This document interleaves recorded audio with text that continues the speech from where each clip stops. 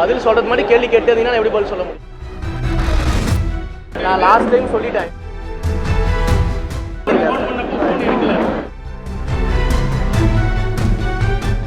Satyabama Institute of Science and Technology, Chennai and Sri Perumbudur. அனைவருக்கும் வணக்கம்.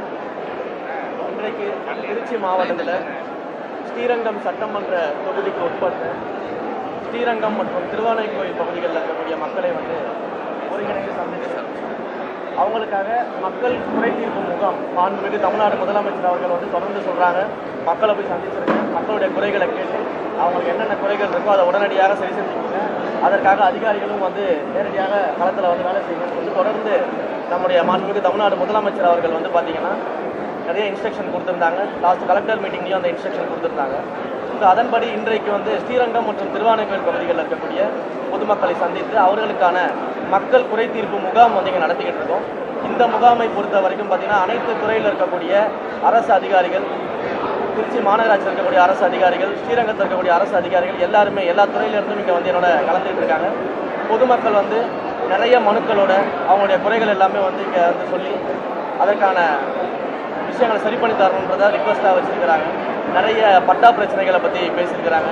அதே போல் தண்ணீர் பிரச்சனை, கால்வாய் பிரச்சனை, வேலை வாய்ப்புகள் இருக்கக்கூடிய பிரச்சனை, இது மாதிரியான ரொம்ப அடிப்படையான தேவைகளுக்கு வீட்டு வசதி செஞ்சு தர்றது, உடல் உபாதைகளுக்கு மெடிக்கல் ஃபெசிலிட்டிஸ் பண்ணி தர்றது, அதே போல் இந்த உரிமை தொகைகள் கிடைக்காதவங்க அந்த உரிமை தொகைக்காக ரிக்வஸ்ட் பண்ணுறது, பென்ஷன் கிடைக்காதவங்க பென்ஷனுக்கு ரிக்வஸ்ட் பண்ணுறதுன்னு சொல்லிட்டு தொடர்ந்து இது போன்ற அடிப்படை தேவைகளுக்கான அவங்களுடைய குறைகளை என்னிடம் எடுத்துகிட்டு வந்திருக்கிறாங்க. ஸோ இந்த விஷயத்தை நிவர்த்தி பண்ணுறதுக்காக அதிகாரிகளோட உடனடியாக அவங்களுக்கு என்னென்ன பண்ண முடியுன்றதை டிஸ்கஸ் பண்ணிவிட்டு தொடர்ந்து அதை ஃபாலோ பண்ணி அந்த குறைகள் எல்லாம் சரி செய்து தருவதற்கான நடவடிக்கைகளை இந்த குறை தீர்ப்பு முகாம் போல் எடுத்திருக்கோம். இது இன்றைக்கு மட்டும் இல்லை, இப்போ ஸ்ரீரங்கம் திருவானைக்கோயில் பகுதியில் பண்ணுறோம், அடுத்தது சிறுகமணி பேரூராட்சியில் இதை பண்ணுறோம். அடுத்த ஒரு 3 நாட்கள் தொடர்ந்து ஸ்ரீரங்கம் சட்டமன்ற தொகுதி முழுக்க இருக்கக்கூடிய மணிகண்டம் ஒன்றியம், அந்தநல்லூர், மணப்பாறை போன்ற ஒவ்வொரு இடங்கள்லையுமே நாங்கள் நேரடியாக சென்று அங்கே இருக்கக்கூடிய மக்கள் அதிகாரிகளோடு சேர்ந்து சந்தித்து அவங்களுடைய குறைகள் எல்லாத்தையும் கேட்டறிஞ்சு அதற்கான சொல்யூஷனை கொடுக்கறதுக்கான ஒரு முயற்சியாக இதை எடுத்துருக்கிறோம்.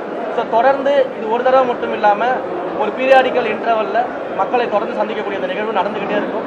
ஸ்ரீரங்கம் சட்டமன்ற தொகுதியை பொறுத்த வரைக்கும் அந்த மக்கள் என்னை நம்பி வாக்களிச்சிருக்கிறாங்க. அவங்களுடைய குறைகளை எல்லாம் நிச்சயமாக சரி செய்வோம்னு சொல்லி மாண்புமிகு முதலமைச்சர் அவர்களை நம்பி வாக்களிச்சிருக்கிறாங்க. மாண்புமிகு முதலமைச்சர் அவர்களும் மக்கள் மீது மிகப்பெரிய அன்பு கொண்டவங்க. அப்படி இருக்கக்கூடிய சூழலில் தொடர்ந்து இது போன்ற மக்கள் குறை தீர்ப்பு முகாம்கள் ஸ்ரீரங்கம் சட்டமன்ற தொகுதியில் இருக்கக்கூடிய ஒவ்வொரு பகுதிகள் ஒன்றியங்கள்லையும் நிச்சயமாக நடைபெறும். அந்த தொடர்ச்சியாக நடைமுறையின் மூலமாக மக்களுடைய குறைகளை நேரடியாக கேட்டறிந்து அதிகாரிகள் மூலமாக அதை சரி செய்வதற்கான அனைத்து நடவடிக்கையும் எடுக்கப்படும்.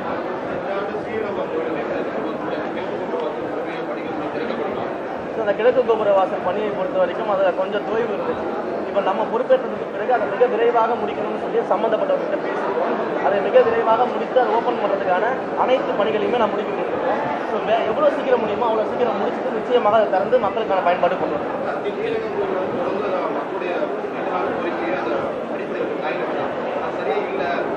அதுக்கு தான் சார் இப்போ இந்த பட்ஜெட்டில் பார்த்தீங்கன்னா வரக்கூடிய இந்த அறநிலை சமயத்துறையினுடைய பட்ஜெட் வெளியிடும் பொழுது ஒட்டுமொத்தமாக தமிழ்நாட்டில் இருக்கக்கூடிய கோயில்களுக்கான அடிப்படை வசதிகளை மேம்படுத்துவதாகவும் பக்தர்களுடைய வசதிகளை மேம்படுத்துவதற்காகவும் கோவில்களுடைய திருப்பணிகளுக்கு முக்கியத்துவம் கொடுக்கப்படும்.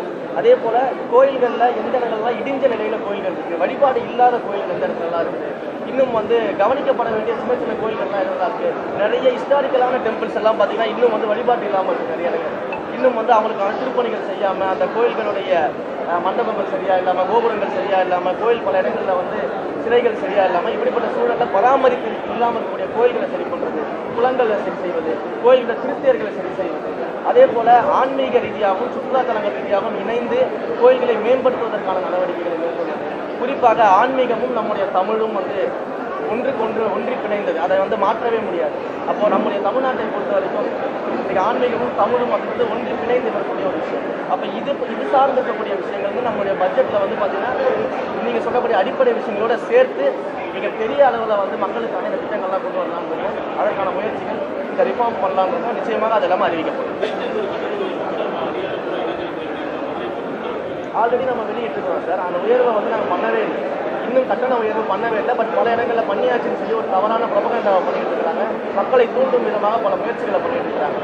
அது ஏற்கனவே நடைமுறையில் இருந்த ஒன்று. அதற்கான விளம்பரத்தை கொடுத்து மக்கள்கிட்ட கருத்து கேட்பு தான் பண்ணியிருக்கிறாங்க. மக்களுடைய கருத்தின் அடிப்படையில் தான் முடிவு செய்யப்படும். மக்கள் கருத்தில் வேண்டாம்னு சொல்லிட்டாங்கன்னா நாங்கள் அதை கைவிட போகிறோம். மக்கள் இல்லைங்க பண்ணலான்னு சொன்னால் அடுத்த கட்டத்துக்கு போக போகிறோம். இதை நம்ம மிக தெளிவாக சொல்கிறோம். மக்களுடைய தீர்ப்புக்கு மாறாக இந்த ஆட்சியில் எதுவுமே நடக்காது. அதற்கான ஆய்வுகள்லாம் பண்ணிக்கிட்டு இருக்கோம் சார். அதுக்கான ஃபீஸிபிலிட்டிஸ்லாம் பார்த்துட்டு இருக்கோம். என்னன்னு செக் பண்ணிட்டு சொல்லுங்கள்.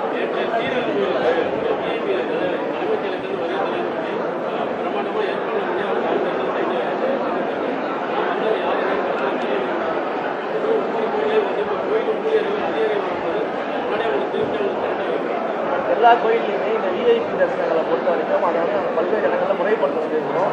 ஸோ இந்த மாதிரியான கல்ச்சர்ஸில் வந்து நாங்கள் முடிவுகள் எடுக்கிறதுக்காக சில டிஸ்கஷன்ஸ்லாம் பண்ணிக்கிட்டு இருக்கிறோம். இந்த கோயிலில் என்ன நடந்தது அப்படின்றத நான் விசாரிச்சுட்டு இருக்கிறேன். விசாரணை அடிப்படையில் அதுக்கேற்ற முடிவுகள் தான் எடுக்கிறேன்.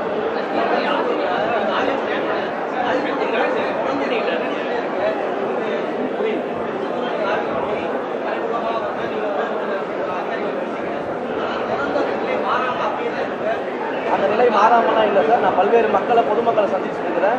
ஒரு விஷயத்தை முன்னெடுக்கும் போது இன்றைக்கு 70-80% திருச்செந்தூர் கோயிலுடைய நிலைகள் மாறி இருக்குது. இன்னும் 10% இருக்க தான் செய்யும். ஏன்னா ஒரேடியாக 100% யாராலையும் மாற்ற முடியாது. நீங்கள் நினைச்சாலும் அதை மாற்ற முடியாது. கரெக்டு தானே? அப்போ அந்த இடங்களில் 80% நிலை மாறி இருக்கிறது. பொதுமக்கள் நான் பார்க்குற இடத்துல தான் திருச்செந்தூர் இப்போ மாறி இருக்குன்ற கருத்தை என்கிட்ட சொல்லிக்கிட்டு இருக்கிறாங்க. பொதுமக்கள் சந்தோஷமாக இருக்கிறாங்க. நீங்கள் டவுட் இருந்தால் கண்டிப்பாக நேரடியாக போய் பாருங்கள்.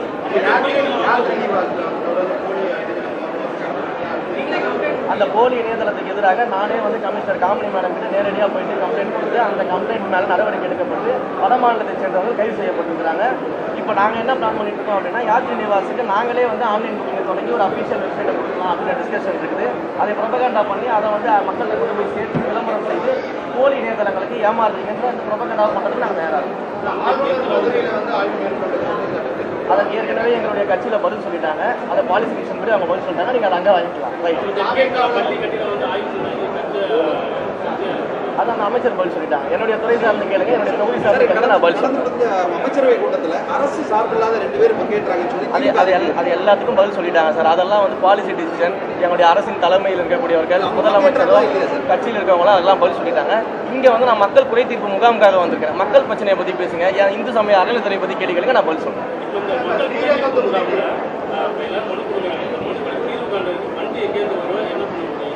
முதல்ல அவங்க கேட்கறது எல்லாமே பெருசாக கோடிக்கணக்கில் செலவு பண்ணுற விஷயங்கள்லாம் மக்கள் கேட்கல. நீங்கள் அதை தெளிவாக புரிஞ்சுக்கிட்டு அவங்க கேட்கறது எல்லாம் ரொம்ப சாதாரணமான பிரச்சனை. எங்கள் ஊரில் லைட் இல்லை, எங்கள் ஊரில் தண்ணி இல்லை, எங்கள் ஊரில் கால்வாய் அடைச்சிருக்கு, எனக்கு வேலை வாய்ப்பு வாங்கிக்கோங்க, ஏதாவது ஒரு ப்ரைவேட்லேயாச்சும் எங்களுக்கு வேலை வாய்ப்பு வாங்கிக்கோங்க, உரிமைத்துறை எங்களுக்கு கிடைக்கல, பென்ஷன் எங்களுக்கு கிடைக்கல, எங்களுக்கு தரமான மருத்துவம் பண்ணுறதுக்கு ஏற்பாடு பண்ணிக்கோங்க, எங்களுக்கு இலவச மருத்துவ சிகிச்சைக்கு ஏற்பாடு பண்ணிக்கோங்க. இப்படின்னு ரொம்ப அடிப்படையான கேள்விகள் தான் கேட்டுருக்கிறாங்க. முதல்ல இந்த அடிப்படையே வந்து இங்கே செய்யாமல் இருந்துக்கிறாங்க. இந்த அடிப்படைக்கெல்லாம் பெரிய அளவு தொகையெல்லாம் தேவையில்லை. ஆல்ரெடி எங்களுடைய நிர்வாகத்தோட பணங்கள்லாம் இருக்கும். அதை வச்சு நான் செஞ்சுட்டு வருவோம். கவலையப்படாது. அரசு அதிகாரிகள் மட்டும் இல்லை, அரசு அதிகாரிகளை சரியாக கையாளாத முன்னாள் இருந்த அரசியல்வாதிகள் அந்த உத்தரவை மட்டும் கொடுத்துட்டு நம்ம போயிட்டு சட்டசபையில் உட்காந்துட்டோம், நம்ம அரசியல் கட்சிகளில் கலந்துக்கிட்டோம் அப்படின்னா அதை செய்ய மாட்டாங்க, ஃபாலோ பண்ண மாட்டாங்க. கண்டிப்பாக அந்த லேக் இருக்க தான் செய்யும். பட் நம்மளுடைய ஆட்சியை பொறுத்த வரைக்கும் எல்லா அமைச்சர்களும் எம்எல்ஏக்களும் தொடர்ந்து ஃபாலோ பண்ணிக்கிட்டு இருக்கோம். ஒவ்வொரு விஷயத்தையும் வாரம் ஃபாலோ பண்ணி ரிவ்யூ பண்ணிட்டு இருக்கோம். ஒவ்வொரு மாதங்களும் ரிவ்யூ பண்ணிட்டு இருக்கும்போது நிச்சயமாக அரசு அதிகாரிகள் சிறப்பாக செய்வாங்க.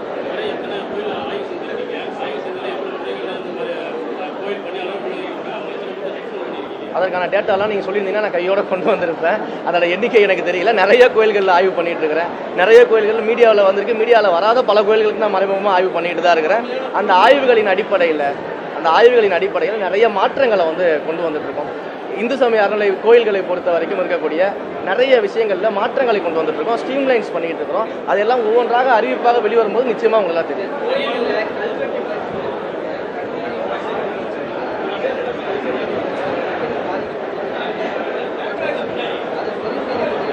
நடவடிக்கை எடுத்துகிட்டு இருக்கோம் சார். எல்லாமே டிஸ்கஸ் பண்ணிட்டு இருக்கோம் சார். எல்லாம் ஏன்னா இப்போ தான் நாங்கள் வந்து ஒரு 40 நாள் ஆகுது. நீங்கள் வந்து ஒரு 10 வருஷம் கவர்மெண்ட் கிட்ட கேட்குற மாதிரி உடனடியாக தீர்வு இருக்காரு.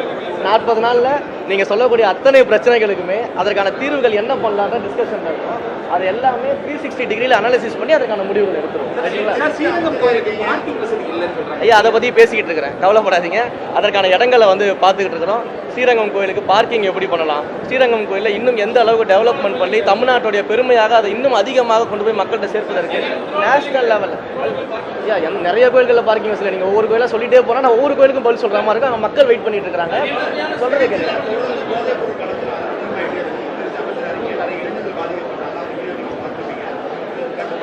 கடந்த முறையே வந்து நான் ஒரு ரிவ்யூ மீட்டிங் வச்சிருந்தேன். அனைத்து துறை அதிகாரிகளோட கலெக்டருடைய தலைமையில் ரிவ்யூ மீட்டிங் வச்சிருந்தோம். அதிலேயே வந்து இந்த போதைப் பொருள் தடுப்பதற்கான அனைத்து நடவடிக்கைகளும் எடுக்க சொல்லி, அதே மாதிரி இல்லீகலாக எங்கெங்கெல்லாம் லிக்வர் சேல்ஸ் இருக்குது, எங்கெங்கெல்லாம் அந்த மாதிரியான விஷயங்கள்லாம் ஐடென்டிஃபை பண்ணி உடனடியாக நடவடிக்கை எடுக்கணும்னு சொல்லி அதற்கான பணிகள் எல்லாம் முடுக்கி விட்டுருக்கோம். தொடர்ந்து ரோந்து பணிகளை வந்து அதிகப்படுத்தணும், தீவிரப்படுத்தணும். குறிப்பாக இரவு நேரங்களில் வந்து அந்த ரோந்து பணிகள் தீவிரப்படுத்தணும். பதில் சொல்கிறது மாதிரி கேள்வி கேட்டதுன்னா எப்படி பதில் சொல்ல முடியும்? ஸோ இந்த மாதிரியான ரோந்து பணிகள் எல்லாமே வந்து நாங்கள் முன்னெடுத்துருக்கிறோம். ஸோ போதைப் பொருளை வந்து எந்த ஃபார்மாக இருந்தாலும் சரி, அது மதுவாக இருந்தாலும் சரி, போதைப் பொருட்களாக இருந்தாலும் சரி, இளைஞர்களுடைய நலனை கிடைக்கக்கூடிய இந்த விஷயங்களில் வந்து திருச்சி மாவட்டத்தை பொறுத்த வரைக்கும் ஆல்ரெடி ரிவ்யூ போட்டு அந்த ரிவ்யூவில் இதை தடுக்கிறதுக்கான தீவிரமான நடவடிக்கைகளை எடுக்க சொல்லியிருக்கிறோம். அதில் நிச்சயமாக எந்த தொய்வும் இருக்காத நடவடிக்கை எடுப்பாங்க. நன்றி.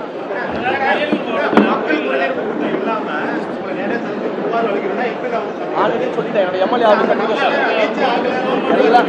நான் லாஸ்ட் டைம் சொல்லிட்டேன், என்னுடைய நோட்டே திறந்து காமிச்சிட்டேன். நான் பார்த்துருக்கேன்.